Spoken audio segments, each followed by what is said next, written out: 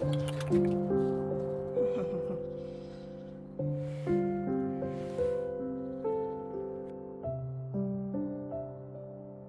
หนึ่งเมื่อ2 ปีก่อนที่เมืองเมสเทียประเทศจอร์เจียกิฟยืนคุยกับเพื่อนคนหนึ่งค่ะตอนนั้นก็หิมะตกแบบนี้แหละ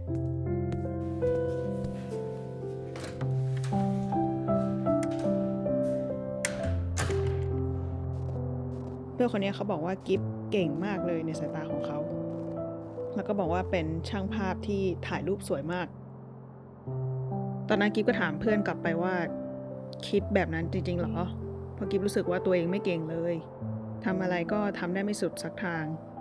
แล้วก็เก่งไม่พอจะเรียกตัวเองว่าเป็นช่างภาพด้วยซ้ำ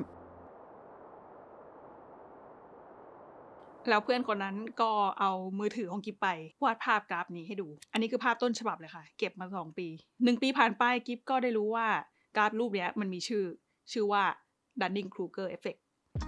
Dunning-Kruger Effect คือปรากฏการณ์ทางจิตวิทยาอย่างหนึ่งแกนตั้งเนี่ยคือความมั่นใจส่วนแกนนอนคือความรู้ความสามารถกราฟนี้อธิบายว่าคนที่ความรู้และประสบการณ์น้อยเนี่ยมีแนวโน้มจะประเมินว่าตัวเองเก่งกว่าความเป็นจริงตอนที่เราอยู่กันแถวๆนี้เนี่ยเราอาจจะเป็นประมาณว่าเรานี่ก็อัจฉริยะเหมือนกันนะเนี่ยจุดเนี้ยเขาเรียกว่า Mount Stupid ยอดเขาของคนโง่แล้วพอเราเรียนรู้เรื่องนั้นมากขึ้นเราก็จะยิ่งตระหนักขึ้นเรื่อยๆว่าเฮ้ยมันมีอะไรตั้งเยอะมากเลยนี่นาที่เราไม่รู้กลายเป็นว่ายิ่งเรารู้มากขึ้นเรากลับรู้สึกมั่นใจน้อยลงแต่ถ้าเรายังดึงดันไปต่อจนความรู้ประสบการณ์เรามากขึ้นเรื่อยๆเนี่ยเราก็อาจจะเดินทางไปถึงจุดที่เรารู้สึกโอเคมั่นใจในความสามารถของตัวเองรู้สึกเชี่ยวชาญในสิ่งที่ตัวเองทำกลับไปที่กราฟค่ะไอ้หลุมตรงเนี้ยเขาเรียกว่า Valley of Despair หลุมแห่งความสิ้นหวังซึ่งหลายๆคนที่มาอยู่ตรงนี้เนี่ยก็จะเกิดอาการที่เรียกว่า Imposter Syndrome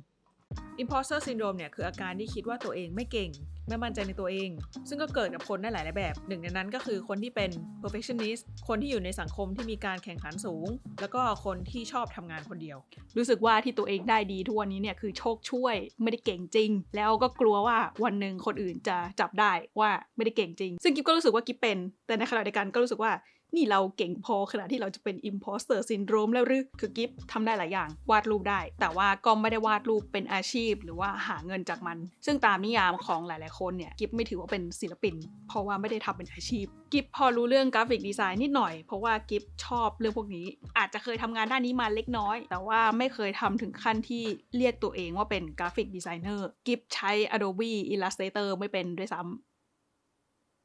กิฟถ่ายภาพเป็นถ่ายรูปได้รู้วิธีใช้กล้องถ่ายวิดีโอเป็นตัดต่อวิดีโอเป็นแต่ไม่ใช่ช่างภาพมืออาชีพแล้วก็ไม่ใช่ฟรีเมเกอร์ด้วยก็คือทำได้หลายอย่างแต่ไม่สุดสักทาง Jack of all trades Master of none แต่ว่าในฐานะที่เป็นคนที่ทำคอนเทนต์แชร์ความรู้ใช่ไหมที่ทุกคนบอกกันกิฟพูดเลยว่ากิฟไม่มั่นใจในตัวเองเลย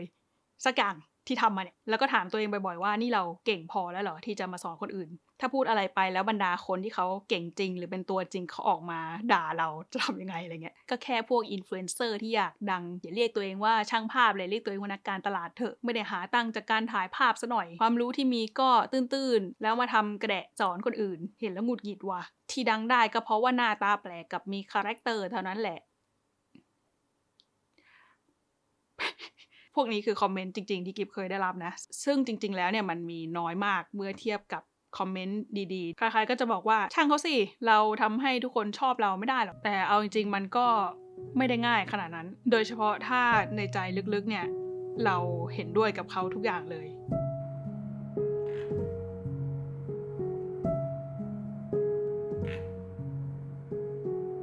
ใช่เรามันไม่เก่งเรามันห่วยเราไม่คู่ควรกับความสนใจที่เราได้รับเราไม่ได้ดีพอจะมาสอนคนอื่นซะหน่อยแล้วเรามาทำอะไรอยู่จริงๆสมัยที่กิฟทำงานออฟฟิศกิฟก็เป็นแบบนี้นะก็จะกลับบ้านมานั่งด่าตัวเองต่อว่าเรามันห่วยอย่างที่เขาบอกแหละกิฟเป็นแบบนี้มานานมากหลายปีที่ผ่านมากิฟพยายามหาวิธีที่จะหลุดออกจากวงจรนี้เพราะจริงๆถ้าเราติดอยู่ในวงจรนี้เนี่ยเราพัฒนายากมากเลยนะวันนี้ก็มาแชร์ให้ฟังเผื่อว่าจะมีประโยชน์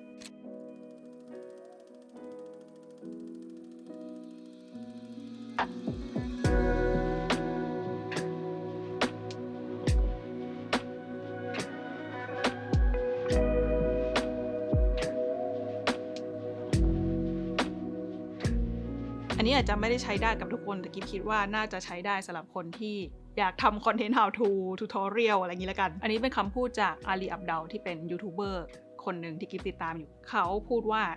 เราไม่จำเป็นจะต้องเป็นกูรูเราเป็นไกด์ก็ได้เขาบอกว่ากูรูคือคนที่อยู่บนยอดเขาแล้วมองลงมาในขณะที่ไกด์คือคนที่เดินนำหน้าเราอยู่ไม่กี่ก้าวซึ่งหลายๆครั้งแค่นั้นมันก็เพียงพอแล้วที่เราจะช่วยเหลือคนอื่นแล้วก็อีกคำพูดหนึ่งมาจากคริสโดที่ทำช่อง The Future เรียกว่าเป็นคาถาที่กิ๊บท่องมาตลอด2 ปีที่ผ่านมาเลยแหละก็คือ share what you know while you learn แบ่งปันสิ่งที่เรารู้ในขณะที่เราก็กำลังเรียนรู้ไปด้วย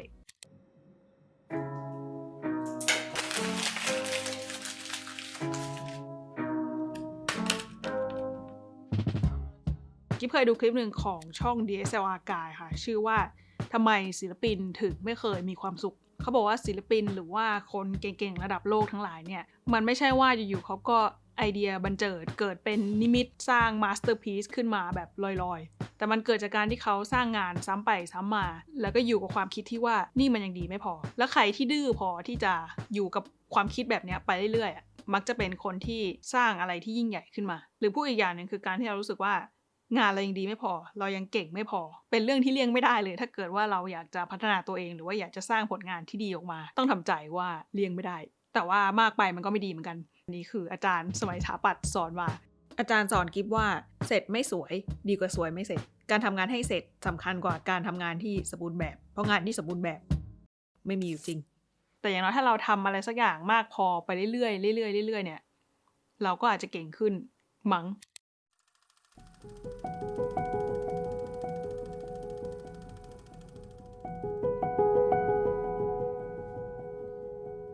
ไม่นานวันนี้มีคนชวนกิ๊บไปทำอะไรบางอย่างที่กิ๊บไม่มั่นใจเอามากๆเลยคือนึกไม่ออกว่าจะทำมันได้ยังไงเพราะมันเป็นเรื่องที่กิ๊บไม่ถนัดและไม่เคยทำมาก่อนคือฐานะเขาก็บอกว่าเขารู้สึกว่ากิ๊บมี potential เขาคิดว่ากิ๊บน่าจะทำได้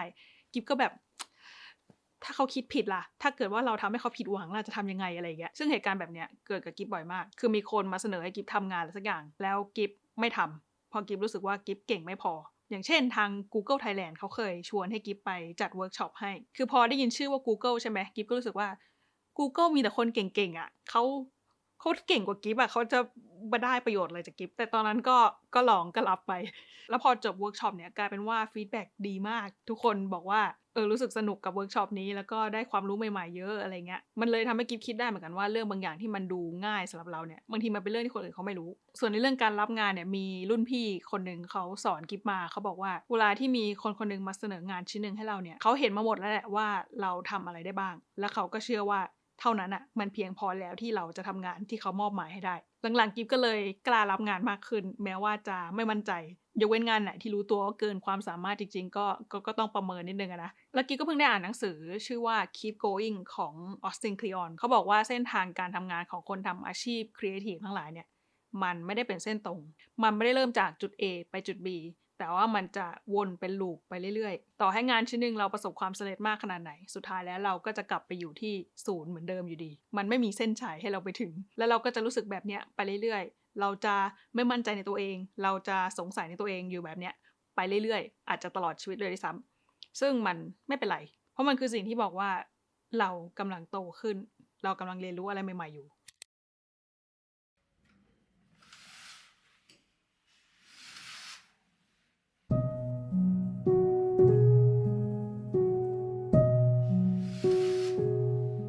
หลายคนน่าจะโตมากับความเชื่อที่ว่าเราต้องประสบความสำเร็จต้องเป็น someone เราถึงจะคู่ควรกับ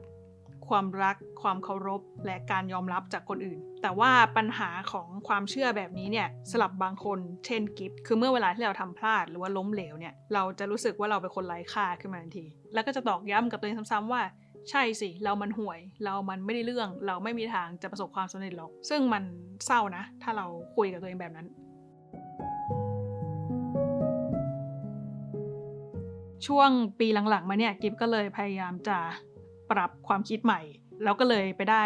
แนวความคิดหนึ่งมาจากอลัน ดิบัตตันซึ่งเป็นนักปรัชญาชาวอังกฤษเขาบอกว่าคุณค่าของเราในฐานะคนคนนึงเนี่ยไม่ควรจะไปผูกติดกับชื่อเสียงเงินทองความสามารถความเก่งอะไรพวกนั้นเลยเราทุกคน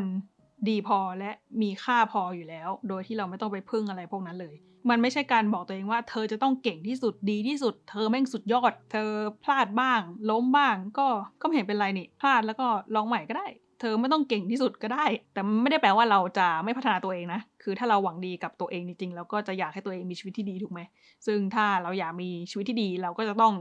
เคี่ยวเข็นตัวเองหน่อยว่าเราทำได้ดีกว่านี้นะสู้หน่อย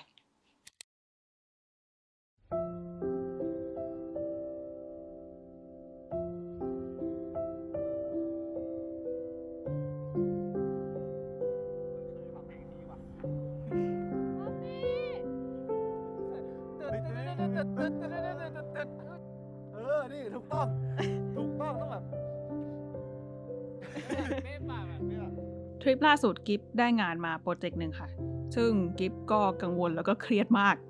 ไม่รู้กังวลอะไรนักหนาเหมือนกันระหว่างที่กำลังนั่งเครื่องบินจากอิสตันบูลไปทบิลิซีเนี่ยเพื่อนที่นั่งข้างๆกิฟก็บอกกิฟว่าเข้าใจว่าปกติกิฟคงชินกับการทำงานคนเดียวแต่ว่าทุกคนยินดีช่วยนะกิฟไม่ต้องทำคนเดียวก็ได้มันคือเต้นหรือเดิน ทำอะไรนะโอ้ยโนอย่าทำอย่างนั้นทุกคนก็คงรู้อยู่แล้วแหละว่าคนใกล้ตัวเนี่ยมีผลกับชีวิตของเรามากๆถ้ามีคนใกล้ตัวที่ดีเนี่ยนอกจากจะทำให้ชีวิตสนุกขึ้นช่วยซัพพอร์ตเราแล้วเนี่ยเวลาที่ในหัวเราเต็มไปด้วยคำถามหรือว่าคำด่าทอตัวเองมากมายเนี่ยบางทีเราก็ต้องพึ่งคนพวกนี้แหละที่ช่วยดึงเราออกมาจากตรงนั้นแล้วก็ช่วยสอนให้เรามองตัวเองในมุมที่ดีขึ้นบอกว่าเฮ้ยเราโอเคนะเราไม่ได้แย่ขนาดนั้นซะหน่อยซึ่งเอาจริงมันก็ยากนะสำหรับกิฟมันก็ยังยากอยู่ที่จะเปิดใจเล่าอะไรแบบนี้ให้คนอื่นฟังแต่ว่ามันก็คุ้มที่จะลองนะคนเหล่านี้คือคนที่จะคอยเตือนกิฟเวลาที่กิฟทำพลาดแต่ในขณะเดียวกันก็เป็นคนที่จะคอยย้ำว่ากิฟทำได้นะเราเชื่อว่ากิฟทำได้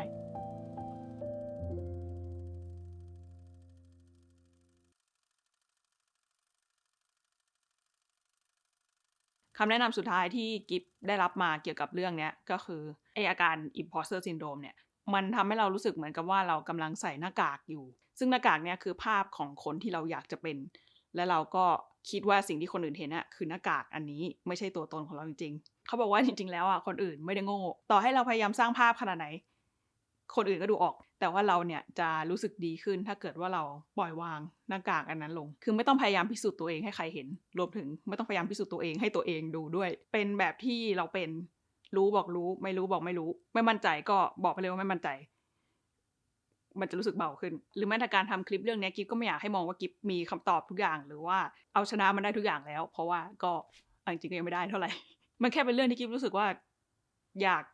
พูดออกมาอย่างน้อยก็บันทึกไว้เป็นเครื่องเตือนใจตัวเองหรือถ้าใครมีปัญหาคล้ายๆกันอย่างน้อยก็จะได้รู้สึกว่าไม่ได้เป็นคนเดียวคลิปโดรนสวยๆกิฟใช้ของ Poppy นะคะไปตาม Poppy ได้ส่วนเพลงประกอบแล้วก็ Sound Effect กิฟใช้จากเว็บ Epidemic Sound ค่ะเสียงลมเสียงเปิดประตูเสียงปิดประตูเสียงรองเท้ากิฟใช้จากเว็บนี้หมดเลยก็ลองไปดูกันได้เดี๋ยวกิฟแปะลิงก์ไว้ให้วันนี้ก็มีเรื่องมาเล่าให้ฟังเท่านี้ค่ะไว้เจอกันคลิปหน้า